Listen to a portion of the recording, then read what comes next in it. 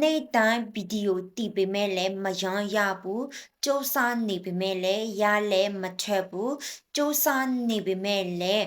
အရာမရလို့စိတ်ညစ်နေတယ်စိတ်သေးကြနေတယ်စိတ်ပြည့်နေတယ်မလားအမီမှုဆိုတာလွယ်လွယ်နဲ့ရတဲ့အရာမဟုတ်ဘူးစိတ်သေးကြမှုတွေစိတ်ပြည့်မှုတွေရှုံရှုံမှုတွေဝမ်းနည်းမှုတွေကိုဖြည့်ကျော်နိုင်တဲ့သူမသာအမီမှုနဲ့ထတာတဲ့လူဖြစ်တယ်အခုအမီနေတဲ့သူတွေလည်း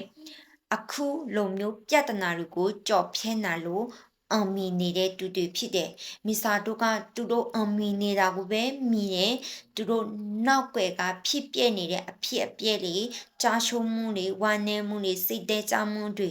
နော်အဲ့ဓာတွေကိုမိစာတို့က